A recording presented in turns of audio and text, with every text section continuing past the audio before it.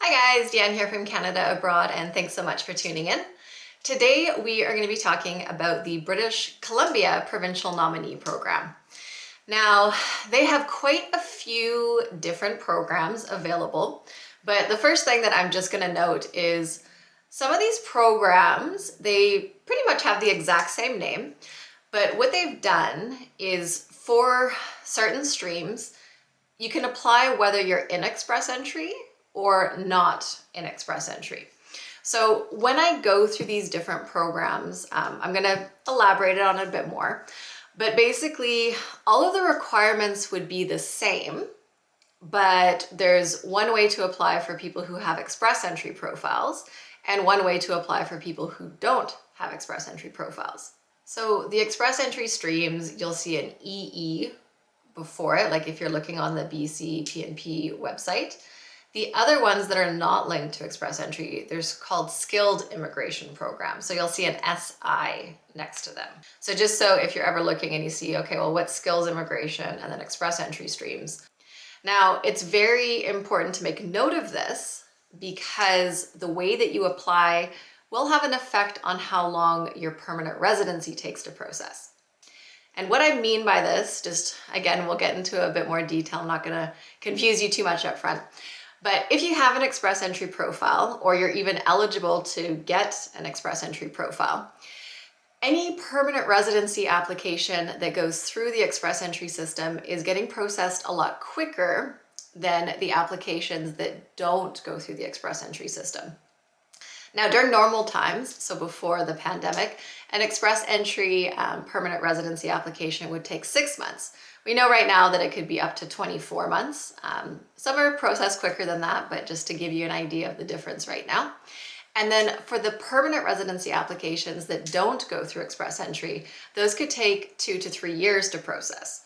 So it's important to keep this in mind because depending on the potential stream that you go through, you might be locked in to your specific job with your employer for the whole time that your permanent residency is processing.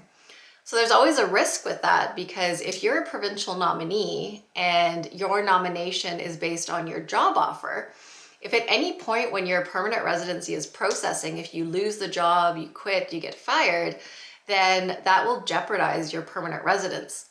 So it's just important to keep that in the back of your mind as we go through each of these programs. So let's get started.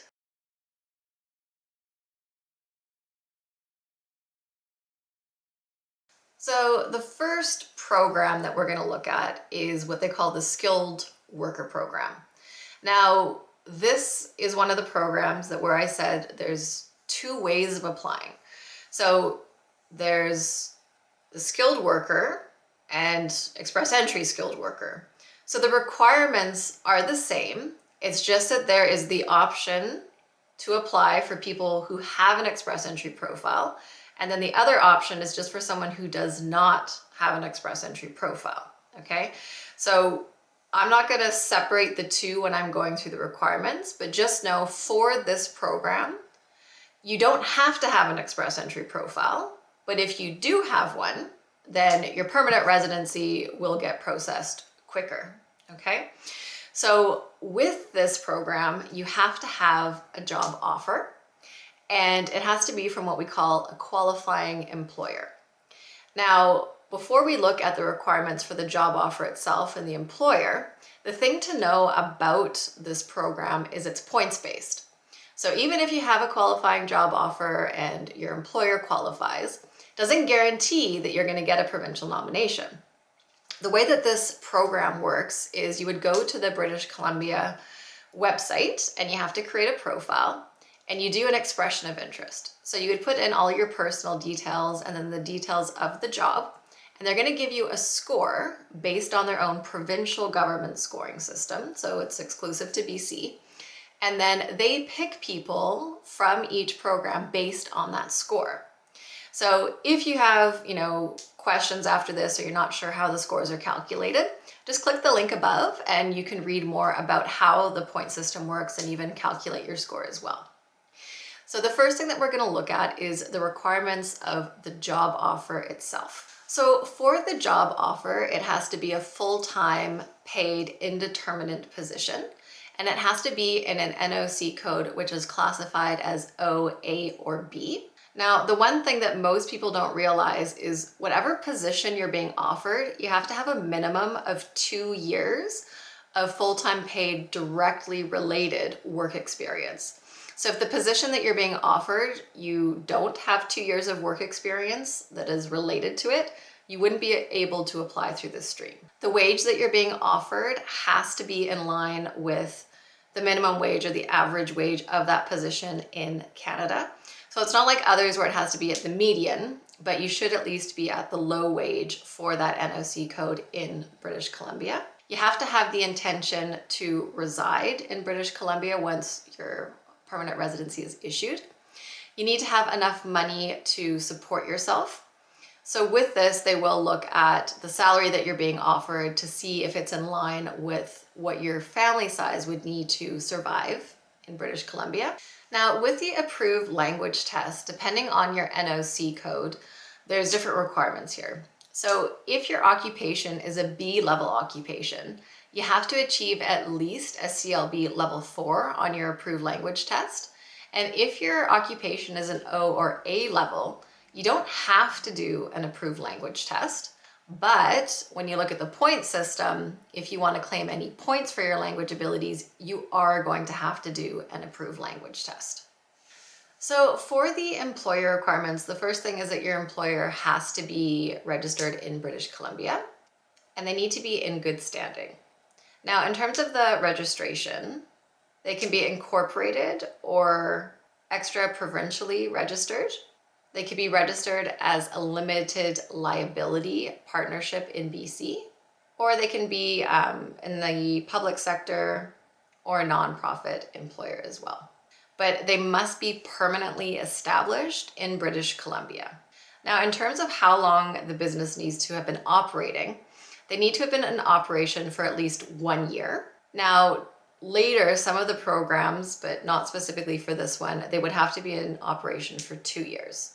Depending on the location of the business, they have to have a certain amount of full-time Canadian employees. So that's Canadian citizens or permanent residents. So if it's going to be in the Lower Mainland, the Vancouver area, they need to have at least 5 full-time indeterminate employees. And if it's out of the Vancouver area, then it's 3 full-time employees. And when you're speaking to the employer, it's anyone who's on the payroll can count, but if they're not on the payroll, then they cannot count towards that total. Now, with the job that you are taking, it has to establish an employee-employer relationship. So you couldn't be something like an independent contractor. That wouldn't qualify for this program. The employer needs to have a history of good workplace ethics. If there's any charges pending against them, that could hinder the application.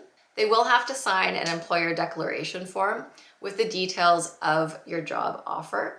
And they would also have to provide documents to prove their registration in the province, and they may have to provide T4 summaries to prove the number of employees that they do have on staff. Now, the next thing is they have to show that they've advertised the job and couldn't find a Canadian to fill the position in some situations. So let's say you're overseas and you get a job offer. So you're not yet working in Canada, okay? You're not in Canada on an existing work permit, but you've got a job offer and now you want to go through this program.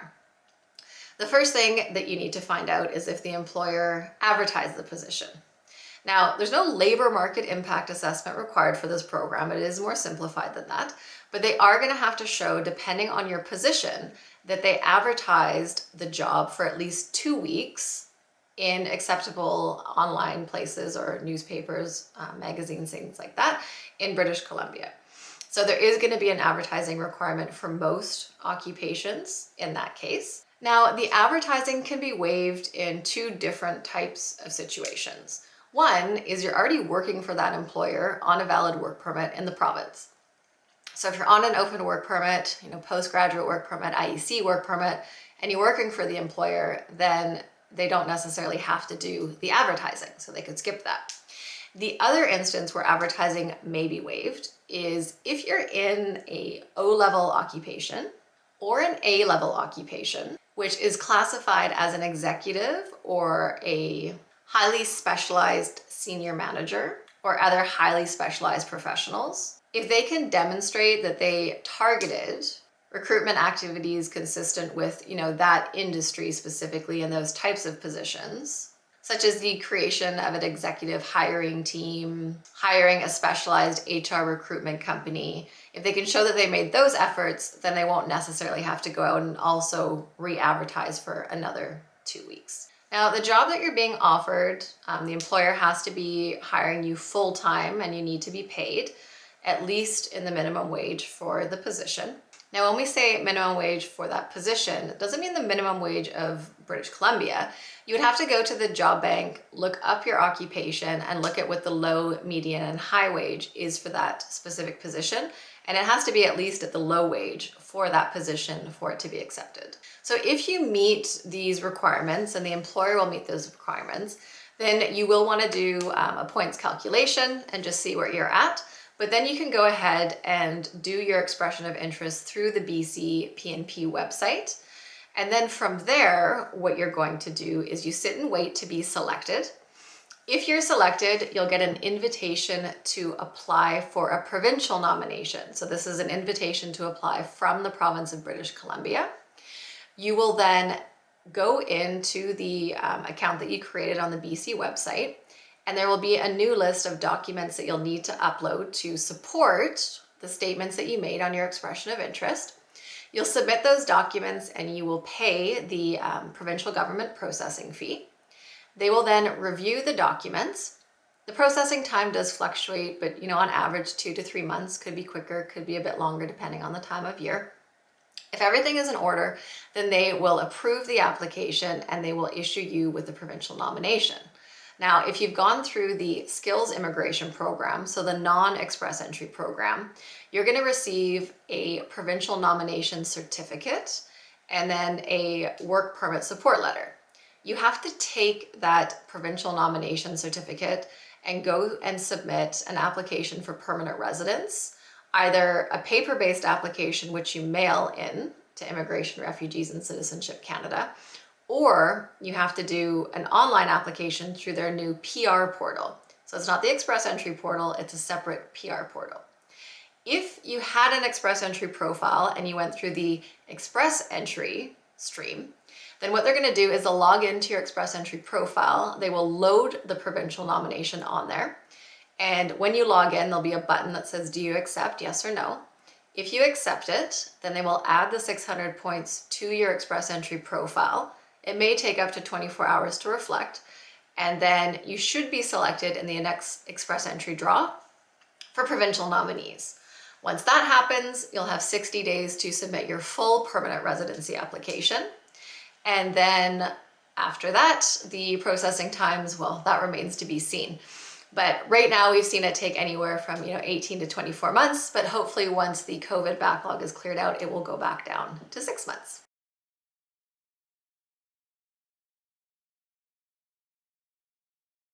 Now we're going to be looking at the healthcare professional streams. So again, they have a skilled immigrant stream, so that's not linked to express entry, so you don't have to have an express entry profile. And then there is the one that is under express entry, so that's for the people who have express entry profiles. But again, the requirements are the same for both, so I'm just going to go through those requirements and they will apply to both streams. So to qualify for this, you also have to have a job offer. It needs to be full-time, indeterminate, and paid position. Now, there's certain occupations that qualify for this program specifically.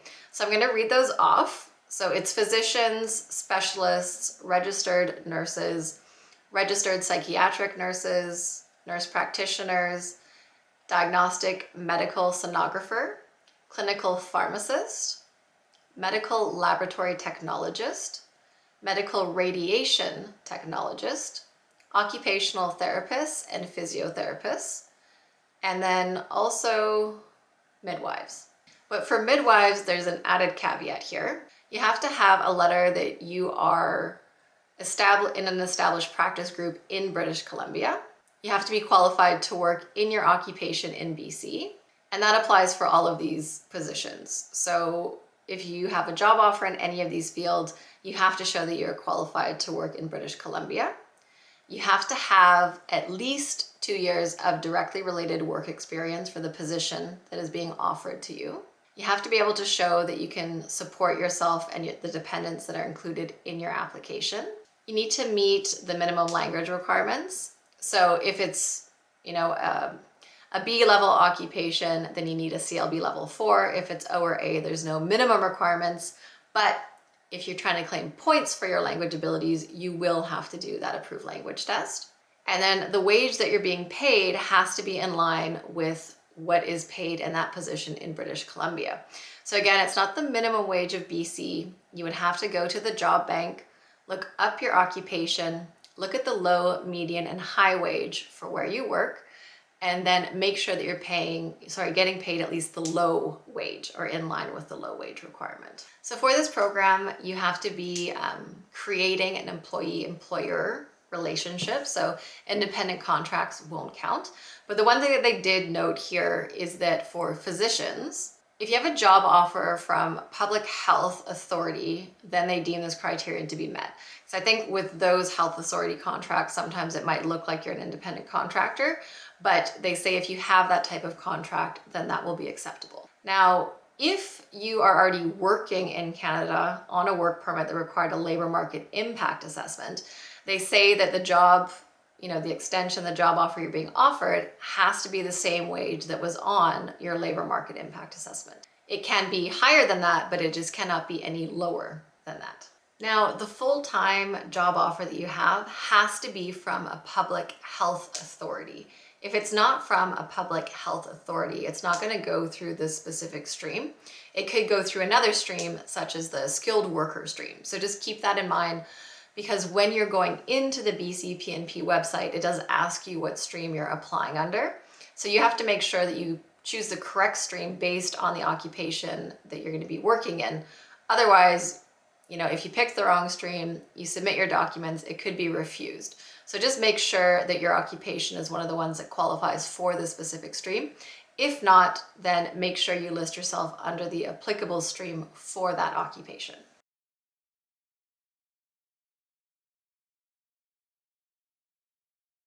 The next stream that we're going to be looking at is for the international graduates.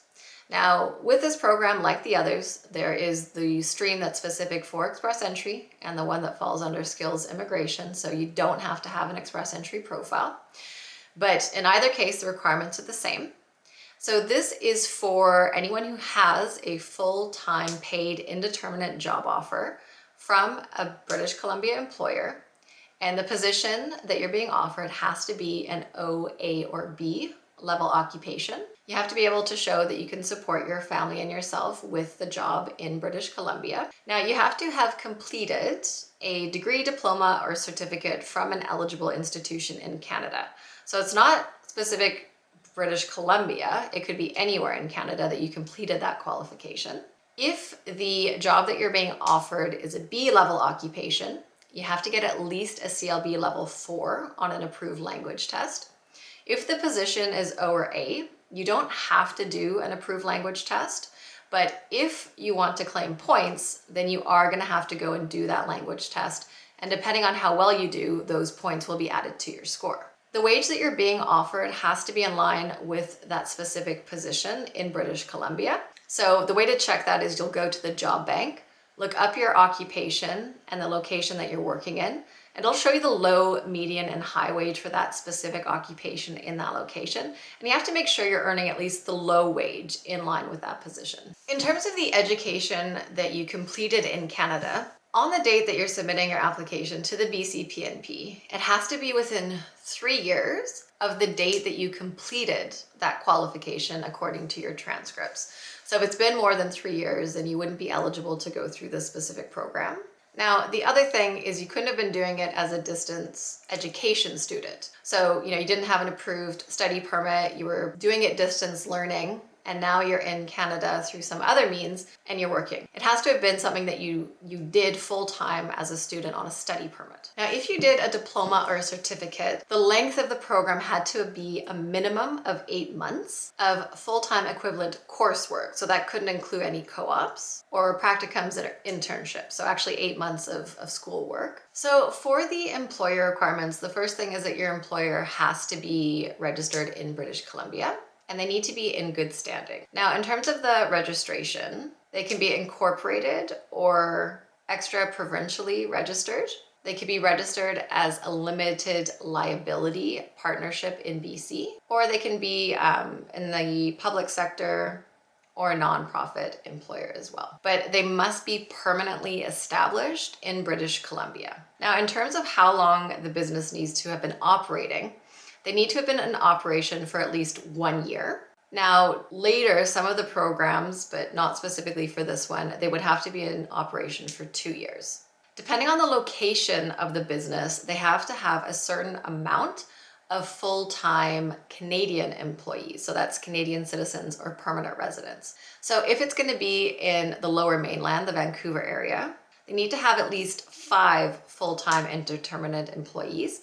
And if it's out of the Vancouver area, then it's 3 full-time employees. And when you're speaking to the employer, it's anyone who's on the payroll can count, but if they're not on the payroll, then they cannot count towards that total. Now, with the job that you are taking, it has to establish an employee-employer relationship. So you couldn't be something like an independent contractor. That wouldn't qualify for this program. The employer needs to have a history of good workplace ethics. If there's any charges pending against them, that could hinder the application. They will have to sign an employer declaration form with the details of your job offer. And they would also have to provide documents to prove their registration in the province, and they may have to provide T4 summaries to prove the number of employees that they do have on staff. Now, the next thing is they have to show that they've advertised the job and couldn't find a Canadian to fill the position in some situations. So let's say you're overseas and you get a job offer. So you're not yet working in Canada, okay? You're not in Canada on an existing work permit, but you've got a job offer and now you want to go through this program. The first thing that you need to find out is if the employer advertised the position. Now, there's no labor market impact assessment required for this program. It is more simplified than that, but they are going to have to show, depending on your position, that they advertised the job for at least 2 weeks in acceptable online places or newspapers, magazines, things like that in British Columbia. So there is going to be an advertising requirement for most occupations in that case. Now, the advertising can be waived in 2 different types of situations. One is you're already working for that employer on a valid work permit in the province. So if you're on an open work permit, postgraduate work permit, IEC work permit, and you're working for the employer, then they don't necessarily have to do the advertising, so they could skip that. The other instance where advertising may be waived is if you're in a O-level occupation or an A-level occupation, which is classified as an executive or a highly specialized senior manager or other highly specialized professionals. If they can demonstrate that they targeted recruitment activities consistent with, that industry specifically and those types of positions, such as the creation of an executive hiring team, hiring a specialized HR recruitment company. If they can show that they made those efforts, then they won't necessarily have to go out and also re-advertise for another 2 weeks. Now, the job that you're being offered, the employer has to be hiring you full-time and you need to be paid at least in the minimum wage for the position. Now, when we say minimum wage for that position, it doesn't mean the minimum wage of British Columbia. You would have to go to the job bank, look up your occupation, and look at what the low, median, and high wage is for that specific position. And it has to be at least at the low wage for that position for it to be accepted.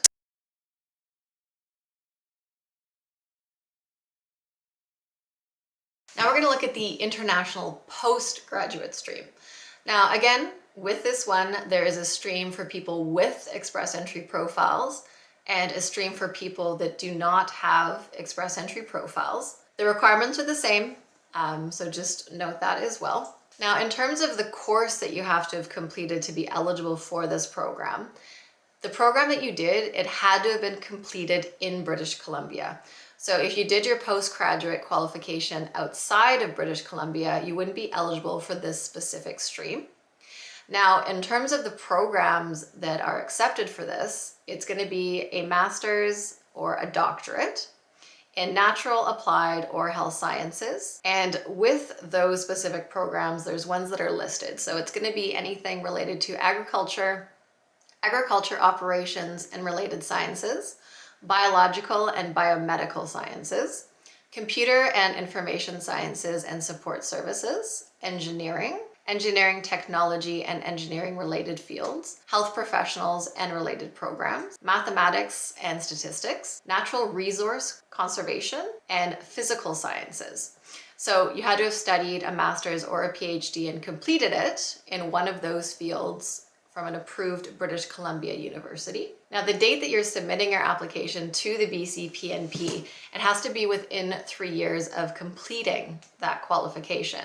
So the date on your transcript says when it was completed. They will be looking at that. You have to show the ability and the intent to live in British Columbia. So maybe if you're living in another Canadian province right now, you have to show them that you're gonna have the ability and the intent that you actually wanna go and live in British Columbia. This could be any, connections that you have to BC through study, friends, family, lengths of your previous residence in British Columbia, or, since graduation time that you have spent there as well, or any other things that you can show that you're trying to get established permanently in BC. Did you buy a property there? Do you have other things that are physically tying you to the province? If you are already working in the province, you can provide the details of that job offer, but you need to prove to them that you do intend to live and reside in British Columbia to be eligible for this specific program.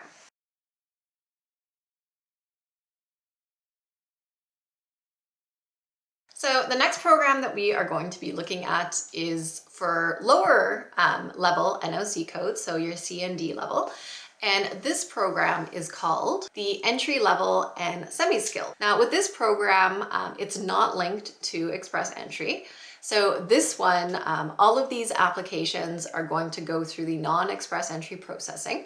So it does take longer to get the permanent residency. So just keep that in mind when you're looking at this process. Now with this program specifically, it's more aimed at workers in certain industries. So tourism, hospitality, long haul truck drivers, and food service. Those are the type of people that they're targeting with this program. Now, you first have to accept an eligible job offer from an eligible BC employer. Now, with the job offer, so it has to be indeterminate, so there's no end date. It has to be in an occupation related to tourism, hospitality, long haul truck driving, or food service, or food processing. Now, if you don't work in one of those specific industries, but if you live in a certain district of British Columbia, so the Northeast Development Region, and BC has a list of the areas that are included here. But for that part of the province, if you don't work in one of those industries, that's fine. You just have to have a full-time indeterminate job offer in any entry-level or semi-skilled position.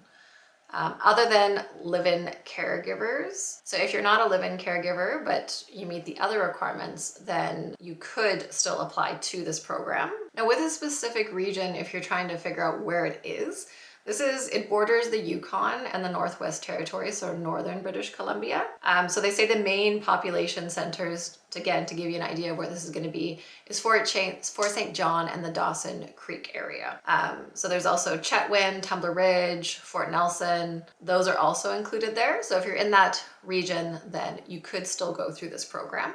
You need to have been working for your employer for a minimum of 9 consecutive months before submitting this application. You have to be earning a wage in line with the minimum levels for British Columbia. So to check this, you can go to the job bank, look up your specific occupation and the location you work in, and it'll show you the low, median, and high wage for that position.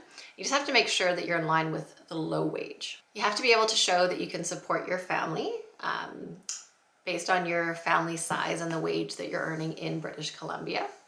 and you have to meet the minimum language requirements. So with this specific program, unlike the others, depending on your NOC code, there might not have been a language requirement, but for this specific program, you do have to do an approved language test. So with the language test, you have to get at least a CLB level 4 to go through this specific stream.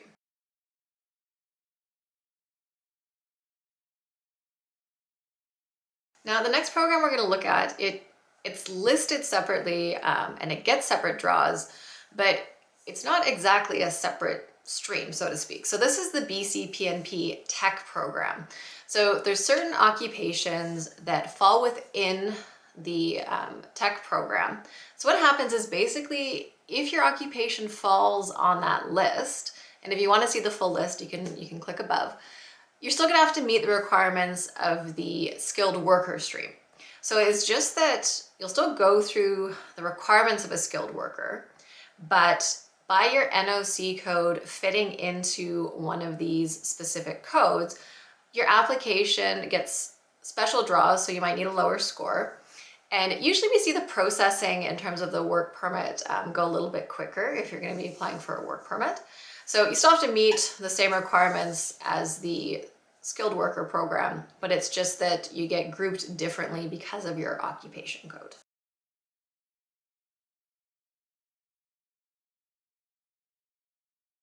Now, if the program that you're eligible for gives you a work permit support letter, this is going to allow you to apply for a work permit to go over to Canada and start working before your permanent residency is issued. It's just, so the employer can get you quicker and you can get over and start settling into British Columbia. So that is an option with some of the programs. If you're already working in British Columbia and you've submitted an application for permanent residency, then depending on that program, you might still apply for an employer-specific work permit with a work permit support letter, or you might be eligible for a bridging open work permit. But with those bridging open work permits, it doesn't really matter because you still have to stay with your same employer if your program required it, because there is, very small percentage of the programs that don't require the job for the program. But if the program you applied under was dependent on your job offer, you can't switch employers while your permanent residency is processing. It's going to jeopardize your permanent residency application.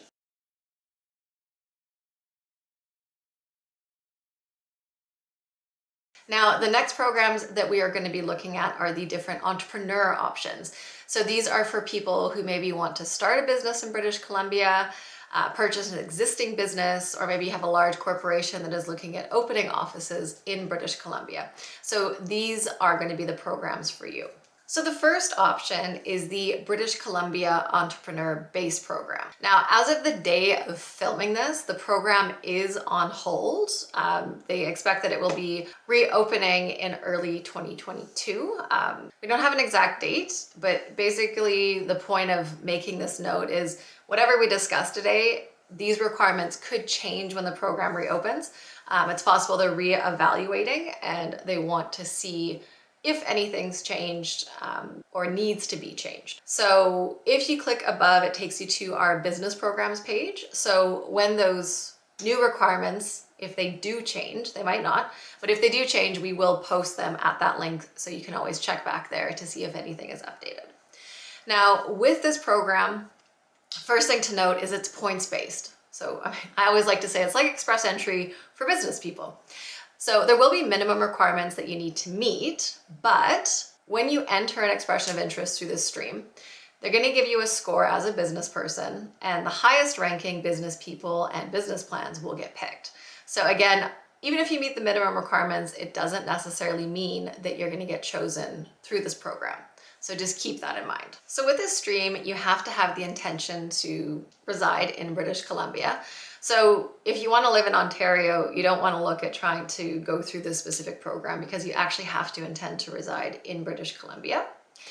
The first thing they want to see is that you have a minimum net worth of at least $600,000 Canadian, and you have to be willing and able to invest a minimum of $200,000 Canadian into the business. You'll have to create at least one job for a Canadian citizen or permanent resident who's not related to you. You need to have 3 years of business owner experience. So 3 years owning or managing a business, or 4 years as a senior manager. Or you could also have a combination. So 1 year of experience as a business owner manager and another 2 as a senior manager. But all of this work experience has to be in the past 10 years.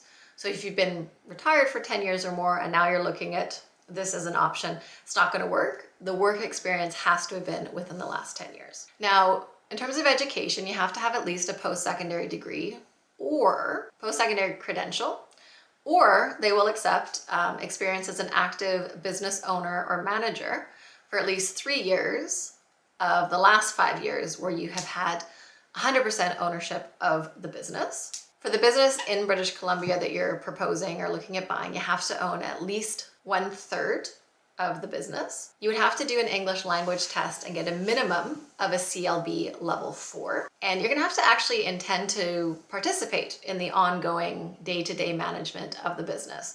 So it couldn't be sort of a passive investment that you're looking at. Now, there are certain businesses that are not eligible for this program. So it would be anything where you're trying to earn a passive income. They don't let bed and breakfast, payday loans, pawnbrokers, tanning salons, DVD rental stores. Some of those businesses are going to be excluded from this specific program. Now, with these business programs, you submit an expression of interest. If you're selected, you have to submit all of your supporting documents to prove everything on your expression of interest, business plans, language results. You'll have to get your financials audited to prove that you have the amount of money that you said you did and what you can invest. Then if everything is approved, they're going to give you a work permit. You enter Canada on that work permit and you implement everything that you put into your business plan.